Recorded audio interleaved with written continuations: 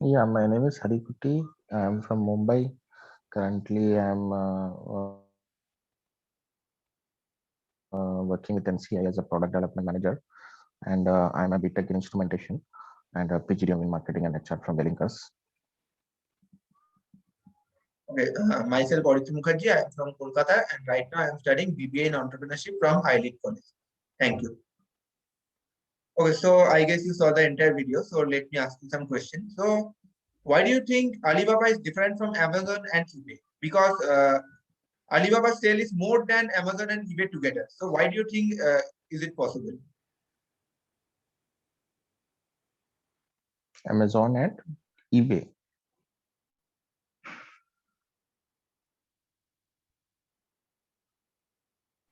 Amazon and eBay. Okay, so I think Alibaba is focusing mainly on bulk sale, bulk products. They are not into B2C, rather they are into B2B. So they mainly it is a wholesale market. It is not a retail e-commerce, but it's a wholesale e-commerce. So if you buy in bulk, it is obvious the quantity will be more and the billing value will also be more. So because of that reason only, it is the valuation and the entire what we say the sales of Alibaba e-commerce is more as compared to combined of Amazon and eBay. What do you think, Aritra? I don't know actually. That's why I'm asking. It's maybe might be business model is a bit different from Amazon and eBay. That's why Yeah, this is the reason. the business model it is different.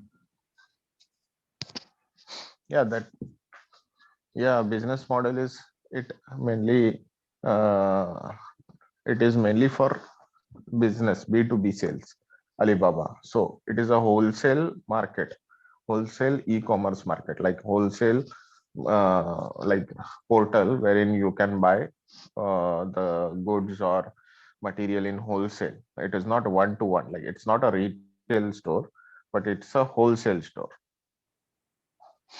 Oh. So what's the difference between wholesale e-commerce and retail e-commerce? Wholesale is won't be in a single quantity. It will be like in bulk. The order will be placed in bulk. So if you are going to buy maybe a t-shirt in a wholesale e-commerce or in a wholesale market, you won't be buying one t-shirt. You will have to buy 1,000 t-shirts, or maybe 5,000 t-shirts, or maybe 10,000 t-shirts of same brand, right? But in retail or retail e-commerce, you can buy two t-shirts also. You can buy five t-shirts also, anything. So if you go for a detergent, then also you can buy two kg 1 kg pack. But when you are going for a wholesale buying, then you will have to buy at least 1,000 kg, like 1 ton, 1,000 kg or 2 ton, like that. So that is the difference. So can you explain Taobao in brief? What did you understand about Taobao? No, Taobao never used actually, so I have no idea about Taobao. This is in the video only I seen first time. So if you can put some light, it would be good. If you know some, if you have some idea about Taobao. We have to do some research, I guess. Exactly, because I never use Alibaba also. I just while searching for some instruments for my project, I came across Alibaba in 4 years back, 4 years back. So even I didn't buy anything from Alibaba yet. So do you think Alibaba is popular in China only? No, no, Alibaba is not popular in only China. It is popular throughout the world actually, because it's a wholesale portal, as I said. So Indians also use it. Pakistan, Middle East, then Russia, US, everywhere it is used. Alibaba.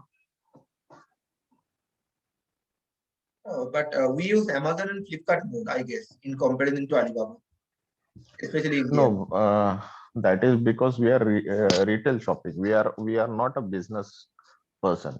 So who is using Alibaba is the small traders, the small businessmen who are doing trading business. So they might be using this. Only B2B sales. Like there will be many, but we don't know actually. So toys, if you say toys shop, most of the toy shop they imported from China only toys. So many of them might be using Alibaba for getting these toys online. Okay, so a few months ago, there was a news that the founder of Alibaba, Jack Ma, disappeared. So why do you think he disappeared? No, there is some political issue wherein he was threatened by the Chinese president Xi Jinping. Xi Jinping. So actually, uh, China is a communist ideology. So you can never become too rich, or because if you over earn, the government will tax you heavily, and whatever profits are there will be taken back. So might be some dispute with the Chinese government officials, because of which Alibaba owner Jack Ma was underground for a pretty long time. So he was threatened also to be killed or something like that. So by the Chinese official only. So that is the reason. In China, there is no democracy, or it's a communist party. So that's why. So do you think he criticized the Chinese government? I mean, Jack Ma. Yes, he might be. That is because he might have criticized the president on some grounds related to development, or maybe e-commerce, or maybe business, and which was not appreciated by the Chinese officials, and they took it the other way, and he has to face all these difficulties. And there has always been some clashes between Jack Ma and the Chinese government. So it is that is the reason, like he has to keep running so that he won't get caught. So why do you think so? Do you think only Jack Ma disappeared, or before that also other billionaires used to disappear also under the Chinese government? I haven't been that keen interest into Chinese politics and Chinese billionaires, because mostly the government officials only become billionaires. Like in China, mostly whatever you have, uh, the government owns a particular portion of that. So it's really difficult to understand who is the billionaire over there. Like that is the thing. So I don't know about that much. Maybe everyone, most of them will be going through a similar fate. That might be true. One comment I'd like to add, that even a billionaire in China like Jack Ma, one of the richest guy, he also had a trouble from China because he said something about the Chinese leader who and something. So without the support of the Chinese government, nothing happens in China. So even billionaires are powerless in front of the Communist Party. So Communist Party leaders are the actual billionaires. That is right, right, Atul. Yeah, so Atul sir, I guess you joined late. So today's topic was about Alibaba. So before we discuss, can you please introduce yourself? Sure. So hi everyone, my name is Atul Kumar. I'm based in Silicon Valley and run few startups and non-profits. And on the topic of today about Alibaba, everything else. So like any large company in the world, be it Google, Microsoft, Facebook, government has a very important role in the beginning stages. Internet itself was created because of Europe. In Europe, they had, I think, CERN. I'm forgetting the name, the organization which helped create internet. Same in US also.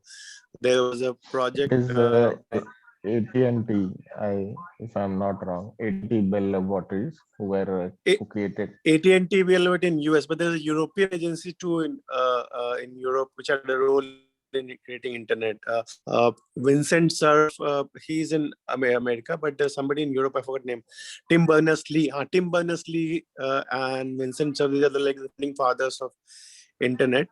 Besides the government agency like AT&T, Bell Laboratories, and ARPANET had a big role. There's an advanced research project. It was originally started DARPANET, Defense Advanced Research Project. During World War, US created this DARPANET and ARPANET. So they had a major role in creating internet, literally. So that's my experience point. So anything else happy to comment or here? Yeah, so why do you think the business model of Alibaba is different from Amazon and eBay?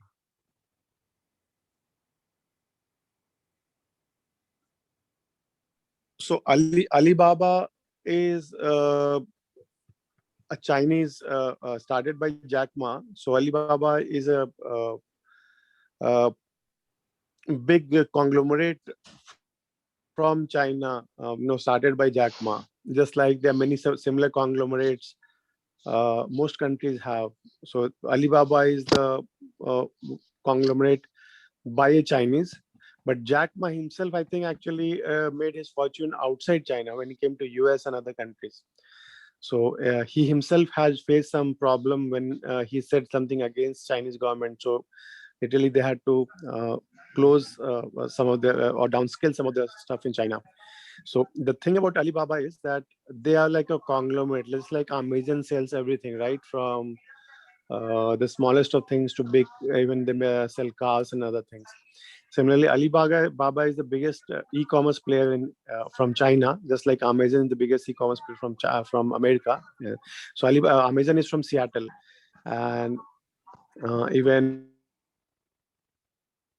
Alibaba is by a Chinese, and they have a huge presence in China, but only with the support of the Chinese government. And their bigger presence, I think, Alibaba is outside China, I guess, USA and other countries. So I don't know if I answered. So what do you think is more popular in India, Amazon or Alibaba? I mean, Amazon, Flipkart, or Alibaba? I don't have the data on that, but so I can't comment which is more popular. You might have a better idea, but I think both Amazon, Flipkart, Alibaba, everything is popular in India. But India also has some big brands. Like we have Reliance, so Reliance Jio will become very popular if they're not. Tata is a very big brand in India. So Tata has many brands. They make a lot of other things they make, right? From trucks and cars to phones to everything.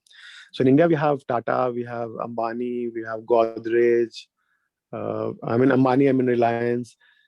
So we have many similar big brands in India, also big global companies. They buy India. So Ambani started Reliance, but Reliance is no longer just an Indian company. It's a global company. They have a huge presence across the world. Their clients are spread all over the world. Similarly, Tata has presence all over the world, across the world. Tata's big, Mahindra is another big brand from India. Godrej is another big brand. So all of these started as like family business, but now they are global business, multinational companies. So which particular company in India is the largest or biggest, I don't know. But Walmart also partnered with which company? Facebook, I think, right? Walmart with Reliance Jio. I guess. Flipkart, huh? Flipkart So acquired Walmart. So Walmart, Reliance Jio, Flipkart, all of these are pretty large companies in India e-commerce. I don't have the data at this time. I don't remember first hand which is the largest, but my guess would be Reliance will be the largest, I guess, in most sectors, and then Reliance and Tata's are the two biggest companies in India I can think of.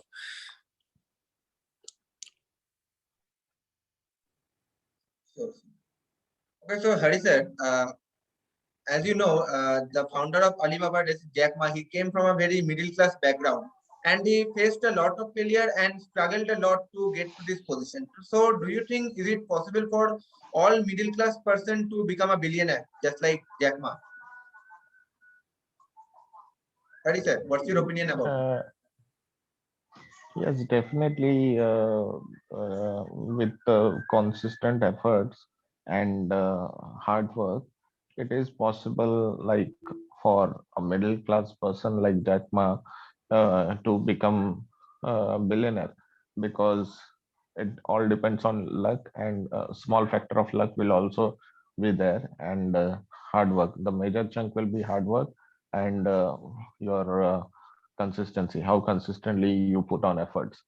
So I think it is possible for every middle class person. There is no restrictions, and apart from that, India is uh, much free economy as compared to China. So when with having so many restrictions, from a middle class family, Jack Ma, he can become a largest e-commerce platform in the world.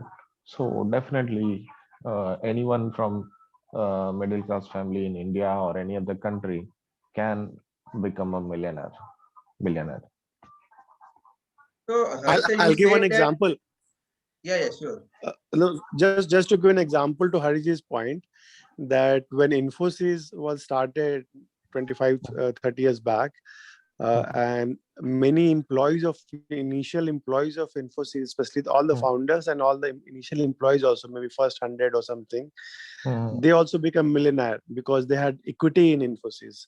So that is Right. a secret for you can become a millionaire if you join a new company which becomes very big. You start one or you become a part of a new company with stock options. So that's a chance to become a millionaire Exactly. for everyone. Right. So, Hari sir, you said something about luck factor. So, how would you define luck? I mean, how does luck plays its part? No, luck. I'll say, like, it depends. Luck will sometimes your decisions, whatever business decisions you make, maybe some uh, there might be some factors of luck as well in that, wherein your wrong decision will turn out to be a fruitful one. So that's how I mentioned luck. So How if your does luck luck is comes to a person? Can you give an example that a person becomes lucky suddenly? I don't have it right now. Once I I read. can give an example, Hariji, if you want. Yes, sure, sir. No Sure, issues. sure. So Please. so Hariji said three things, luck, labor, and timing. So Yes. I agree with that, and let me explain all three. So luck is, let's say, I am going outside, and well, let's say I'm stepping out from outside my home, and I outside my home there is a lottery ticket lying around outside my home, and I go outside and I see a lottery ticket. I take it and I either try to find out whose ticket is. If nobody, then I will use the lottery ticket and I become a rich guy. So that's luck. But even for luck to have result, there is some labor needed, because if I had not gone outside and not picked up the lottery ticket, I submitted, checked out whether the lottery ticket gets a prize or not, it won't happen. So just luck alone will not do. So you do labor. And the third thing about timing. Timing is very important too. That I give this example of my seniors from IIM Ahmedabad who actually started this company Meranet. and it did not become big company like Facebook or Microsoft, Facebook or LinkedIn, but it had all the social network, professional network, everything. It was a good company, everything good, and they had good money also. They're very smart people and all these things, but it not, because timing was not right. They were in India where everybody was only not everybody. India did not have internet, most people, and some people had dial-up internet. So one of the founders, Yashodip Devdhar, IIT Bombay, IIM Ahmedabad guy. So he told me, "Ki Atul, maybe where the timing was not right. In India, we did not have the huge market for our product. If we had launched the same thing in California or some other developed world, maybe we would have become the next Facebook or LinkedIn. But timing was not right. So all three factors, I hope, explain: luck, labor, timing. All three are important." Sure, sir. Hari sir, do you agree with it? Yes, I do agree, definitely. So luck is required, labor is required, and timing is very important. So someone like Infosys, they started with a small BPO. When Infosys started its operation, it was in a small office, not a very big office. So from there, the journey till what today Infosys is. So you can imagine. So this is also a like middle class and purely Narayan Murthy. They are from middle class family only when they started Infosys, but now they are among one of the richest people in India. So the same thing goes with Dhirubhai Ambani. So who is the richest person now? His son is the richest person in India, and few more like in the top 10 throughout world. So Dhirubhai Ambani also came from a middle class background, but eventually he built a fortune that no one else could build in India. So you can imagine like whoever becomes big, not necessarily they were born with a silver spoon. They might be from a middle class family also, and they work. They all these three factors: luck, labor, and timing worked very well with them. And hardworking is by default they are having that attitude, and because of that they become rich. And that is how I would I would like to mention it. Sure, sir. Okay, so I guess we are running out of time. So thank you for coming. Mhm. Hari sir, Atul sir, thank you for coming. Goodbye and have a good night. Yeah. Thank Thank you, Good everyone. night. Yeah. Good night. Good night.